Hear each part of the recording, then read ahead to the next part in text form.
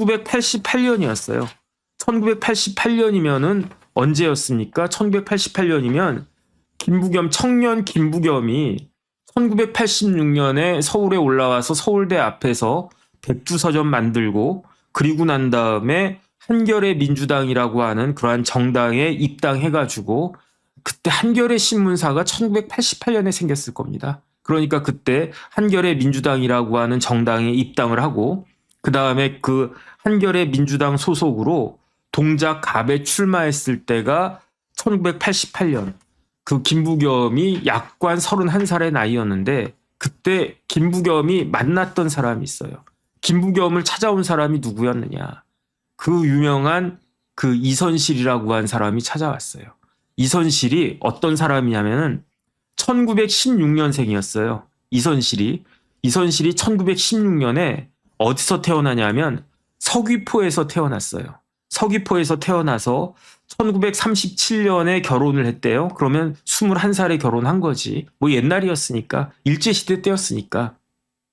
그리고 난 다음에 일제시대 때 1940년에 제주도를 떠나서 어디로 그 이주를 하냐면 대마도로 이주를 해요. 제주도하고 대마도하고 어디가 큰가? 제주도가 더 크겠죠. 대마도도 한번 가보고 싶은데 어쨌든 섬을 떠나서 섬으로 갔는데 제주도가 떠난 섬이고 들어간 섬이 대마도였어요. 뭐 대마도는 일본이니까 그때야 뭐 내선 일체였나? 어쨌든 뭐 그 대마도에 뭐 갈 일이 있었나 봐요. 그 남편이 어부였대요. 어부. 이선실의 남편이. 그러니까 대마도가 뭐 물고기가 더 많이 잡혔나? 모르겠습니다. 그러다가 1940년에 대마도에 들어갔는데 이사를 갔는데 어떤 일이 벌어졌습니까? 1945년에 뭐가 있었냐면은 해방됐잖아요. 우리나라가.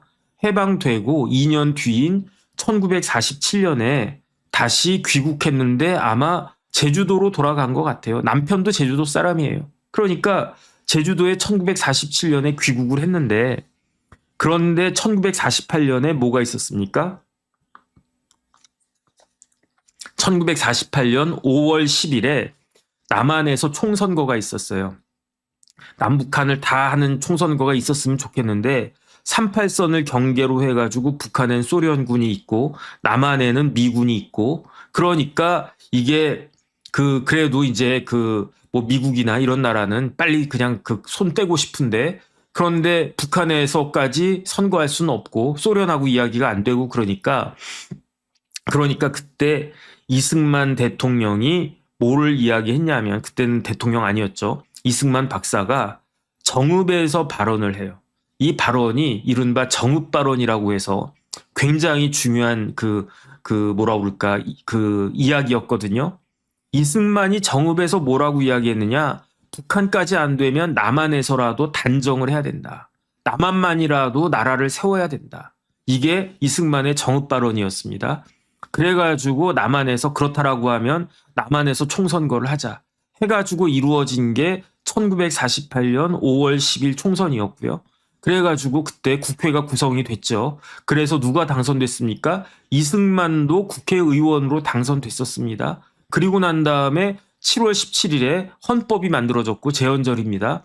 그 다음에 제일 먼저 통과된 법률이 그게 헌법보다도 먼저 통과된 법률이 그게 무슨 법이냐면 정부조직법이 먼저 통과가 되고 그리고 난 다음에 어떻게 됐습니까? 1948년 8월 15일에 그때 대한민국이라고 한 나라가 신생 국가가 그때 이제 출범하게 되고 그때 누가 대통령이 됐느냐? 이승만이 대통령이 됐는데 이승만 대통령을 누가 뽑았습니까?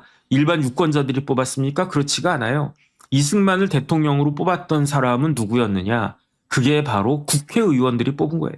국회에서 이승만을 대통령으로 뽑은 거예요. 그래서 1948년 8월 15일에 대한민국이라고 한 나라가 신생 국가가 이제 드디어 출발하기 시작했는데 이 대한민국이라고 한 나라가 출발한 것에 대한 계기가 됐던 게 5월 10일 총선이었거든요. 1948년 5월 10일. 그런데 길을 쓰고 이 5월 10일 총선을 막아야 된다라고 했던 사람들이 있었어요. 그게 누구였냐면 박헌영을 비롯한 남노당 사람들이었어요. 그래가지고 남로당이 폭동을 뭐 폭동이라고 해야 되나? 뭐 지금은 폭동이라고 하면 안 되는데 왜냐하면 저희 때는 폭동이라고 배웠는데 그거를 김달삼이라고 하는 사람이 제주도에서 뭐 이렇게 뭐 어쨌든 뭐 폭동이라고 하겠습니다. 일으킨 게 그게 이른바 4.3이에요. 1948년 4월 3일에 제주도에서 봉기가 일어났는데 중립적인 표현으로 봉기라고 하겠습니다. 그 봉기가 일어났는데 그 봉기가 목적이 무엇이었느냐. 이 제주도 4.3의 봉기를 그 한 이유는 뭐냐면 총선 못하게 하려고. 남로당에서 반대했으니까. 남로당은 왜 반대했습니까? 소련에서 지령을 내렸으니까. 근데 저는 어떤 생각하냐면요. 만약에 그때 남로당이 5월 10일 총선에 참여했으면은 우리나라 어떻게 됐을까? 우리나라 공산국가 됐었을 것 같아요. 왜냐하면은 그때 5월 10일 총선에 남로당 사람들이 쫙 빠졌었어요. 그러니까 좌익 세력들이 쫙 빠졌었어요. 출마를 안 했어요. 못하게 했어요. 막 방해했어요. 그런데 만약에 좌익 세력들이 쫙 갔으면 야, 나보다 더 그 항일 운동했던 사람 있냐? 뭐 그러면서 그다음에 또 좌익들이 일본에서 공부하고 그다음에 경성제대에서 공부하고 그랬던 사람들 많았으니까 상당히 많은 숫자의 그 사람들이 5월 10일 총선을 통해 가지고 재헌의회 국회의원이 됐었을 것 같다는 생각을 전 하고요. 그랬으면 그 사람들이 이승만 찍었겠습니까? 대통령으로? 그러면 이승만이 대통령 못 됐을 가능성도 높았고요. 그러면 우리나라가 어떻게 됐었을까? 북한에서 저러고 있었고. 그런데 어쨌든 그건 다 뭐 역사적인 가정이니까. 그 4월 3일 봉기가 있었고 그러다가 1948년 8월에 그 대한민국 정부가 그 이제 출범했고 4월 3일에 그 시작된 제주도 봉기가 가을까지 10월까지도 진압이 안 되고 있으니까 그러니까 여수에서 그 배 띄워가지고 그 병력을 4.3 봉기 이거 진압하려고 군대를 보냈는데 그때 일어난 게 이른바 1948년에 여순 반란 사건이었고요. 그때 여순 반란 사건이 진압이 되면서 군대 내에 있었던 남로당 그 세포들이 쫙 이제 숙청이 됐고요. 그리고 난 다음에 1950년 6월 25일에 북한이 그 남침을 했는데 그런데 그 국군에는 그 전까지는요 남로당이 굉장히 많았었어요. 그 국군 내에. 왜냐하면 국군이라고 하는 게 지금 군대 생각하면 안 되는 거거든요. 그때 군대는요 여기저기 뭐 일본의 일본군 출신도 있고 그다음에 저기 어디 그냥 여기서 온 사람도 있고 저기서 온 사람도 있고 막 짬뽕이었단 말이죠.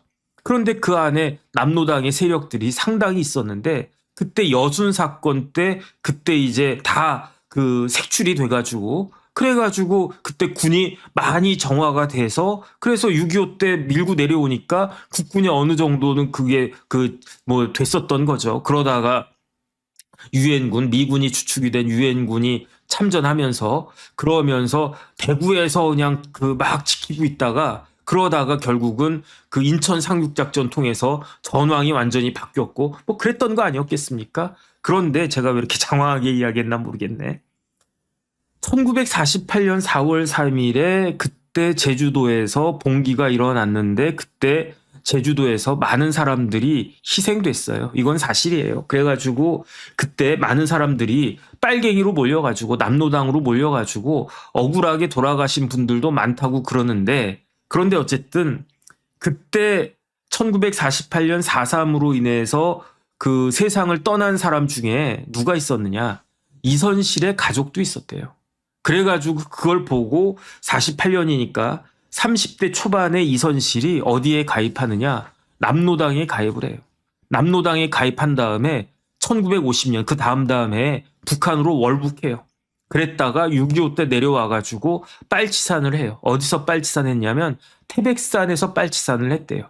지리산에서도 빨치산이 끝까지 남았지만 그 당시 6.25 그때는 6.25 직후나 이럴 때에는 우리나라 온갖 산에 빨치산들 그냥 드글드글 했었을 거니까 그러다가 태백산 빨치산 하다가 다시 북한으로 넘어갔는데 1963년에 그 리선실이 뭘 갖다가 하냐면은 김일성한테 편지를 썼대요. 저를 공작원으로 훈련시켜 주십시오. 그러니까 그 편지를 받고 김일성이 저 이선실 동무를 그 공작원으로 뽑아가지고 내려보내야 되겠다 해가지고 695 정치대학에 리선실을 입학시켜가지고 그래서 리선실이 공작원 훈련을 받은 다음에 어떻게 했느냐. 1966년 8월에 남한에 잠입했다가 1971년에 다시 월북했다가 다시 북한으로 돌아갔다가 그러다가 어떤 일이 있었냐면 1974년에 일본으로 딱 들어가는 거예요.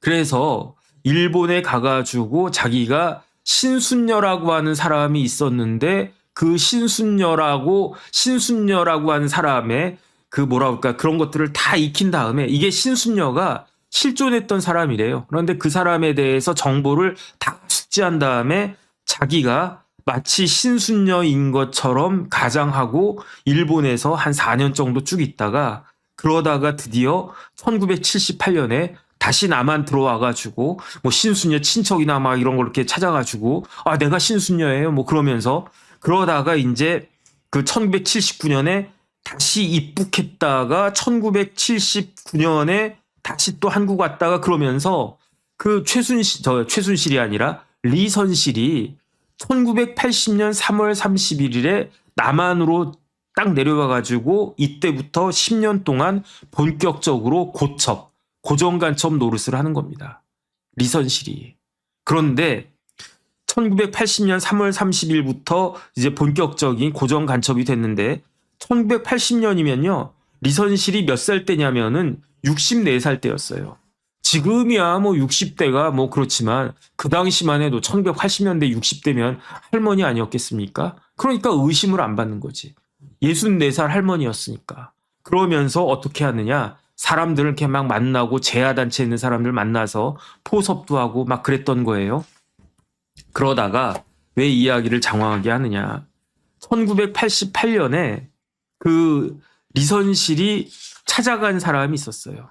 그 사람이 누구냐면 그 사람이 바로 김부겸 당시 진보정치연합 대변인이었어요. 김부겸 총리가 1988년에 한겨레 민주당 입당하고 동작갑 출마하고 막 그랬었는데 어쨌든 연합이 있었나 봐요. 진보정치연합. 거기에 대변인으로 일을 하고 있었는데 그런데 그때 어떤 할머니가 찾아왔는데 그 할머니가 신씨 할머니라고만 알고 있었대요. 왜냐하면 이름을 뭐라고 이야기했냐면은 신순녀라고 계속 내가 신순녀야. 난 신순녀란 사람이야. 그 다음에 실제로 신순녀란 사람은 있었는데 아마 먼저 죽었나 뭐 그랬을 거예요. 그런데 내가 신순녀예요. 그러니까 그 김부겸 그 당시 청년은 그 대변인은 신씨 할머니라고 있나 보다. 그랬는데 그 신씨 할머니랑 누구랑 알고 있었냐면 그 김부겸 의원의 장모하고 이 신씨 할머니가 알고 지내고 있었던 모양이에요. 그러니까 우리 장모님이 아는 그런 할머니가 신씨 할머니인데 뭐 이렇게 뭐 찾아와가지고 뭐 이런 얘기 저런 이야기도 하고 뭐 그랬던 것 같아요.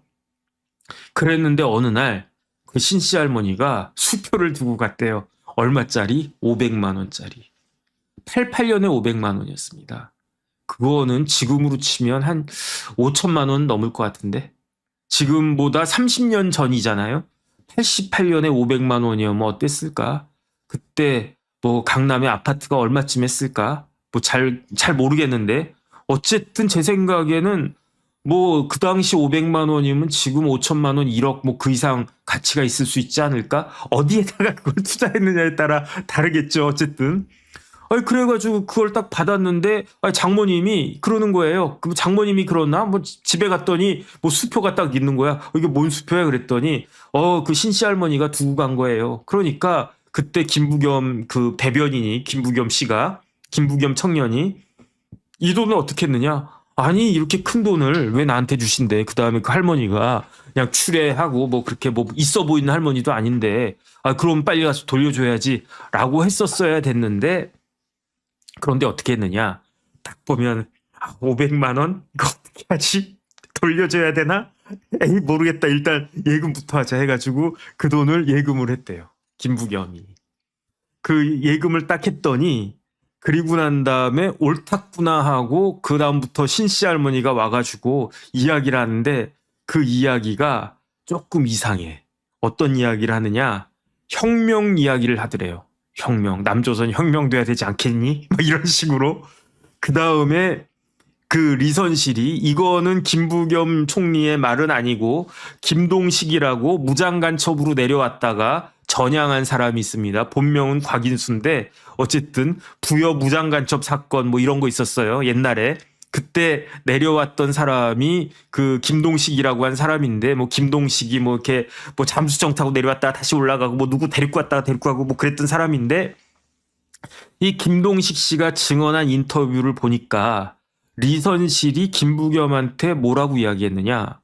평양에서 손님이 왔으니까 만나보라고 리선실이 그랬대요. 그러니까 그때 김부겸이 허걱했었던 것 같아요. 뭔 소리야. 그러면서 그 뭐라고 이야기했느냐. 이거는 김부겸 총리의 이야기인데 축객 선언을 했대요. 축객이 뭡니까? 객, 손님을 쫓아낸다. 축객 선언하면서 할머니 앞으로 다시는 우리 집에 오지 마세요 이랬대요. 근데 김부겸이 알고 있었던 건 뭐냐면은 김부겸이 리선실 그러니까 신씨 할머니 결국 리선실인데 이 신씨 할머니가 빨치산 활동을 했던 것까지는 김부겸이 알고 있었대요. 그 리선실이 빨치산 활동했다고 그러지 않았습니까? 6.25 때 태백산에서 빨치산 했던 사람이에요.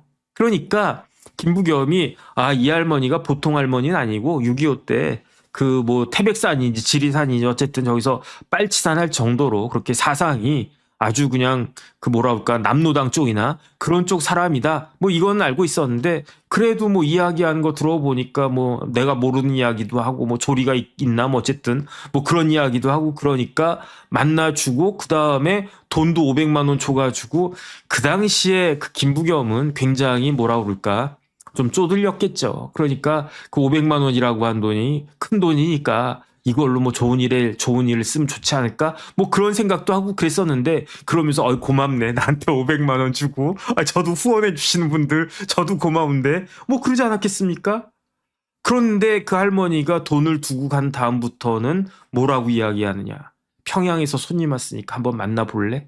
그 다음에 남조선 혁명해야 되지 않겠니? 이런 이야기 하니까 느낌이 싸해가지고 그래가지고 그때부터는 그 리선실하고 김부겸하고 이거를 딱 끊었대요. 그 뭐라 그럴까? 그 왕래를 끊었다라고 김부겸은 이야기를 하는데 그럼에도 불구하고 리선실은 북한에다가 뭐라고 보고를 했느냐? 김부겸을 포섭했다라고 북한에다 보고를 했대요. 그러니까 북한은 김부겸이 포섭된 줄 알고 암호명을 부여를 했대요. 그 암호명이 백암산이다. 뭐 이런 이야기가 있습니다. 그리고 난 다음에 이게 1988년도 일이었는데 그 다음에 이제 1989년 한 1년 정도 왕래가 있지 않았을까 저 그 생각이 드는데 그리고 난 다음에 어떤 일이 있었느냐. 1992년에 빵 하고 터지는 사건이 있었어요. 그 사건이 뭐냐면 중부지역당 사건이란 게 있었어요. 1992년에 그 남로당 중부지역당 사건이라고 해서 우리나라 역사상 가장 큰 실제 간첩 사건 중에 제일 큰 사건 아닐까? 그 생각이 딱 드는데 그때 딱 드러난 사람이 있었어요. 그 사람이 리선실이었어요. 리선실은 1980년 3월 30일에 남한에 잠입해가지고 본격적인 고정간첩 역할을 하다가 그러다가 잠수정을 타고 북한으로 가요. 언제 가냐면 1990년 9월 17일에 그 북한으로 그냥 가는 게 아니라 뭐 일본 통해서 이렇게 들어간 게 아니라 중국 통해서 이렇게 들어간 게 아니라 북한에서 내려온 뭐 김동식 같은 사람이겠지. 그런 사람들이 그 타고 온 잠수정을 갖다 딱 타고 접선해가지고 이 할머니 대단한 할머니야. 왜냐하면 1990년이면은 이 74세거든요. 그 74세 할머니가 추운 날 9월 17일이면 춥지 않겠습니까? 그 바다가 얼마나 바닷물이 차겠습니까? 찬 바다에서 잠수정 타고 북한 넘어간 거예요. 근데 리선실이 얼마나 그 높은 사람이었냐면 우리나라에 난파된 간첩 중에서 당내 서열이 넘버 원이었을 거예요. 이선실의 당내 서열이 그 10몇 등이었다라고 그랬거든요. 그런데 뭐 10몇 등, 뭐 10몇 등이 뭐 10등 안에 들어야 되는 거야? 그게 아니에요. 북한은 우리나라랑 다르잖아요. 우리나라는 뭐 대통령, 총리 막 쭈루룩 있지만 우리나라 대통령 몇 년 합니까? 오래 해봤자 5년이에요. 5년도 못한 사람도 있어. 국무총리는 얼마나 합니까? 국무총리 뭐 1년도 하고 2년도 하고 뭐 한덕수 같이 오래 하는 사람도 있지만 장관 몇 년 합니까? 마찬가지예요. 그런데 북한은 당내 서열이 딱 지워지면 계속 가잖아요. 계속. 눈에만 들면.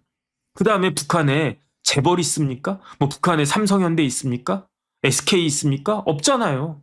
그러니까 제가 곰곰이 생각해 보니까 북한에서 당내 서열 10몇 등이면 우리나라 재벌하고 똑같은 거예요. 보장된 거니까. 물론 한 방에 날아갈 수도 있지만. 그런 어마어마한 위치에 있던 사람이 누구였다? 그게 리선실이었고, 리선실이 씨를 쫙 뿌려가지고 만들어진 게 뭐였다? 그게 남로당 중부지역당 사건이었는데 1992년에 안기부, 그 당시는 안기부였죠. 그때 김병기가 다니고 있었던 안기부에서 그걸 딱 그냥 터뜨린 거예요. 이런 일이 있었습니다. 그런데 여기에 유탄을 맞은 사람이 누구다? 그게 김부겸이었다. 왜 김부겸이 유탄을 맞았습니까? 김부겸 총리는요, 리선실의 남로당 중부지역당 사건과는 관련이 없어요. 제가 봤을 때 없는 것 같아요. 없는 게 맞는 것 같아요. 그런데 그럼에도 불구하고 김부겸은 1992년에 구속됩니다. 왜 구속되느냐? 국가보안법 위반으로. 그 관련이 없는데 그래도 어떻게 했습니까? 500만 원 받았잖아요. 나중에 이거 빌린 거다 해가지고 돌려줬다는 이야기가 있는데 뭐 그랬다고 치고, 그 다음에 더 중요한 건 뭐냐면 국가보안법에 불고지죄가 있거든요. 그러니까 이거는 고발해야 된다 이 이야기예요. 리선실이 평양에서 손님 왔는데 한번 만나보지 않겠니? 라고 이야기하면 이 사람 북한에서 내려온 사람이구나라고 충분히 의심할 수 있었는데, 그럼에도 불구하고 입국 닫고 가만히 있었다는 이야기죠. 근데 나중에 알고 봤더니 김부겸도 깜짝 놀랐대요. 1992년에 남로당 중부지역당 사건입니다 해가지고 사진이랑 조직도가 쫙 나오는데, 그 중부지역당 사건에 유명한 사람, 지금도 유명한 사람들 누구누구 있어요. 제가 말은 안 하겠습니다. 그런데 맨 꼭대기에 얼굴이 딱하니 올라가 있는데 신씨 할머니네. 신씨 할머니가 리선실이었네. 리선실의 당내 서열이 10몇 등이었네. 황장엽하고 동급이었다는 이야기거든요. 그래가지고 느낌이 큰일 날 뻔했다. 내가 그때 평양에서 만난 그런 사람들 만나고 그랬으면 내가 저기 걸려들 뻔했네. 그랬는데 어쨌든 불고지죄로 걸려가지고, 그래서 국가보안법 위반으로 그 김부겸이 구속되고, 그 다음에 1993년에 판결이 나오는데, 확정 판결이 나오는데, 그때 징역 1년 받고 집행유예 2년 받았습니다. 그리고 난 다음에 1995년에 광복절에 특사 받아가지고 피선거권 회복되고, 그리고 난 다음에 1996년에 15대 때 낙선하고 2000년에 당선되는 겁니다. 김부겸한테 이런 일이 있었고요. 그렇기 때문에 그 김부겸 관련해가지고는 이렇게 너 이런 거 아니냐, 이렇게 색깔 논쟁 같은 게 있게 되는 계기가 이런 계기인 거고, 하지만은 김부겸은 어떻게 했습니까? 1997년에 한나라당에 자동빵 입당해가지고, 한나라당이 입당했다기보다 통합민주당이 합당하니까 한나라당 소속이 된 거고, 1997년에. 그리고 난 다음에 1999년에 누구한테 무슨 이야기를 하냐면 1999년에 원희룡을 만나요. 1999년에. 원희룡 검사를 만나가지고, 그때 변호사였나 검사였나 어쨌든, 그러면서 원검사 이렇게 좀, 변호사라고 해도 원검사 한나라당에서 같이 정치합시다. 그래가지고, 왜냐하면 원희룡이 그때 젊은 원희룡이 아주 그냥 상품성이 끝내주지 않았습니까? 제주도 출신에다가 학력고사 수석에 사법시험 수석에다가 거기에다가 검사에다가, 그러니까 민주당에서도 야 원희룡 여기로 와라, 한나라당에서도 야 여기로 와라 그랬는데, 원희룡이 어디를 갈까요? 막 재다가 한나라당 이렇게 딱 했는데, 그런데 원희룡을 끌어들이는데 가장 중요한 역할을 했던 사람이 그게 김부겸이었대요. 그래서 1999년에 원희룡이 한나라당 입당하고, 그리고 난 다음에 2000년에 16대 총선에서 같이 동반 당선된 사람이 김부겸과 원희룡이었다. 이건 그렇다는 이야기가 있고, 그 다음에 또 한 가지 말씀드리면은, 저는 어떤 생각이 드냐면은 김부겸 전 총리가 대구시장이 되면 앞으로 우리나라 정계가 개편될 수도 있지 않을까? 저 개인적으로 그런 생각도 듭니다. 왜 그러느냐? 김부겸이 딸만 셋이 있대요. 딸만 셋이 있는데 다 이쁠 것 같아. 어쨌든 딸들은 다 이쁘지 뭐. 근데 김부겸 그 총리한테 딸이 하나 있는데, 딸이 셋이 있는데 그 중에 둘째 딸인가? 뭐 몇째 딸인지 잘 모르겠네. 어쨌든 그 딸이 있는데 그 딸이 누구냐면은 윤세인이래요. 제가 잘 몰라요. 윤세인이라고 한 사람이 누군지. 근데 어떻게 김부겸 딸이 윤세인이냐? 뭐 주워 왔나? 아니면 뭐 혹시 이상한 건가? 그게 아니고 그 윤세인은 그 예명이고요. 그러니까 배우인데 예명이고 그 딸 그 이름이 김지수래요. 김지수가 더 이쁘지 않나? 옛날에 그 배우 중에 김지수라고 무지무지하게 이쁜 배우 있었는데 근데 그 배우랑 이름이 똑같으니까 이름을 바꿨나? 모르겠어요. 어쨌든 김지수라는 그 딸이 있는데 그 김지수라고 한 딸이 배우가 되면서 예명을 윤세인으로 한 그 뭐야 김부겸의 딸이 있는데 그 딸이 그 결혼을 했어요. 그런데 누구랑 결혼했냐면 대단한 사람이랑 결혼을 했어. 누가 대단하냐? 사돈이 대단해. 제가 몇 번 고려아연 관련해서 말씀드렸었잖아요. 사돈이 고려아연의 회장이야, 회장. 이제는 회장 하시다가 물러나셔가지고 명예회장이 됐습니다.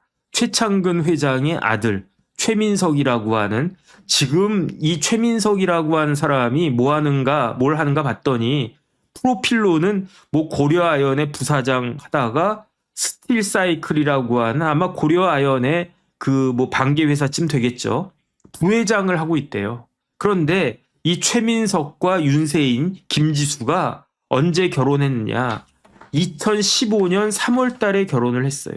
2015년 3월 달이면 김부겸이 굉장히 어려울 때였거든요. 왜냐하면 김부겸이 삼선 의원 한 다음에 2012년 대구에서 낙선, 수성갑에서 2014년 대구시장도 낙선. 그리고 났는데 2015년 3월에 최민석하고 윤세인이 결혼을 한 거예요. 그리고 난 다음에 그 다음에 2016년에 그 대구 수성갑에서 4선 의원이 되는 거죠. 그러니까 저는 처음에는 어이씨 뭐 국회의원 딸이고 하니까 그러니까 재벌집에서 결혼하자고 했나 그랬는데 알고 봤더니 사랑의 힘이 아니었나 싶어요. 왜냐하면 장인어른 되실 분이 계속 떨어지고 있었는데 3번 국회의원 당선된 다음에 그 국회의원 떨어져 대구시장 떨어져 뭐 그러고 있는 상황이었는데 더군다나 민주당인데 근데 어쨌든 두 사람이 사랑의 결실을 2015년 3월에 그 맺어가지고 결혼을 딱 했는데 그런데 이 그 김부겸의 사돈 최창근 회장이 그 자식이 애가 셋이 있었는데 와 사돈 집이 끝내줘요. 왜 그러는가? 첫 번째 사돈 일남이녀인가 뭐 잘 모르겠어요. 어쨌든 최창근 회장님이 이제 애가 셋이 있는데 그 중에 그 첫째는 사돈이 사돈댁이 어디냐? 천신일 회장이에요. 천신일 회장. 천신일 회장님이 얼마 전에 돌아가셨다고 제가 부고기사 본 것 같은데 천신일 회장이 어떤 분입니까? MB하고 제일 친한 사람이 천신일 회장이었잖아요. 세중여행사인가 아마 그랬을 겁니다. 그래서 MB 때 아주 그냥 끝발 끝내줬던 분이 천신일 회장이었고 그 다음에 둘째 아이의 사돈은 누구냐? 그 최창근 회장의 그걸로 봤을 때 기준으로 했을 때 거기가 방우영 조선일보 회장이에요. 와, 끝내주지 않습니까? 그 다음에 이제 막내가 최민석인 것 같은데 그 최민석의 와이프가 장인어른이 누구냐? 그게 김부겸 전 총리였다는 이야기죠. 야, 그러니까 확실히 재벌집이라 다르네. 큰애는 천신일, 둘째는 조선일보 회장, 막내는 총리, 그 딸, 뭐 이렇게. 근데 이걸 뒤집어서 보면요. 김부겸 총리 입장에서는 천신일 회장이 사돈의 사돈이고 무엇보다도 조선일보가 사돈의 사돈 아니겠습니까? 그러면은 대단한 것 같아요. 어쨌든 뭐 대단한가? 대단하지 뭐 어쨌든 그런 생각이 듭니다. 뭐 저하고는 상관이 없습니다. 어쨌든 그 다음에 또 뭐가 있냐면은 그 김부겸 총리의 그 사모님이 계신데 그 사모님은 어떤 분이냐면 뭐 유명한 분인 것 같아요. 그런데 사모님의 오빠가 되게 유명해. 사모님의 오빠가 누구냐면 이영훈 교수라고 이영훈 교수가 반일 종족주의인가 그 책 쓰신 분 아니겠습니까? 서울대 경제학과 교수고 경제사 쪽에 있어서는 우리나라에서 일가를 이룬 분이고 원래로 치면은 이 이영훈 교수님이 그 아마 운동권이었을 거예요. 이영훈 교수도. 그리고 난 다음에 지금은 생각이 완전히 바뀌어가지고 뭐 다른 거 이야기할 것도 없이 반일 종족주의를 그 쓴 사람이 그 집필자 저자 중에 하나가 이영훈 교수 아니겠습니까? 그러니까 이영훈 교수의 어머니가 누구다? 김부겸 의원의 그 김부겸 후보의 장모님인데 그 김부겸 후보의 장모님이 누구를 소개시켜줬다고요? 리선실 씨 소개시켜줬다고요. 막 이런 일이 막 이것저것 딱 그렇게 있는 겁니다. 마지막으로 김부겸 후보의 그 이제 공약이라고 할까 그런 부분 간단히 말씀드리고 오늘 정리하도록 하겠습니다. 김부겸 후보가 뭐라고 이야기했느냐? 대통령 임기 앞으로 4년 남았다. 대구시장 임기도 4년이다. 제가 늘 말씀드렸지만 그래서 이번에 서울시장 경기지사가 중요하다고 전 생각하는 게 서울시장 임기 끝날 때 대통령 임기 끝나고 대선이 있을 거라고요. 그 다음에 경기지사도 마찬가지고. 그런데 이젠 제가 봤을 때 대구시장도 중요해진 것 같아요. 임기가 같이 끝납니다. 그러니까 김부겸 후보가 뭐라고 이야기했느냐. 지금 좋은 일꾼을 잘 뽑아야 되지 않겠느냐.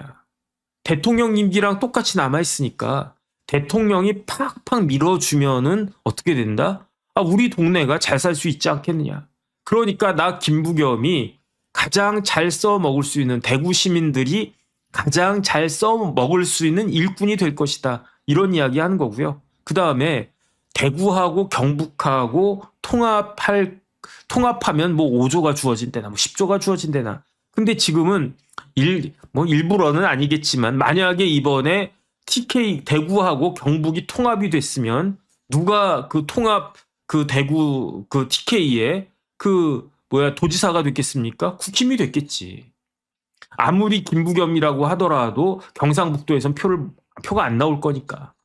그러니까 이걸 그 통합을 안 시켰나? 그건 모르겠는데 어쨌든 그런 의심이 드는 건 사실입니다. 김부겸 총리가 뭐라고 이야기했느냐? 내가 시장이 되면은 2년 내에 그 TK를 대구 경북을 통합시키겠다. 그래서 지금 정부로부터 뭐 예산을 뭐 5조인지 10조인지 뭐 이렇게 따오겠다. 그 다음에 대구 하면은 어떤 도시냐?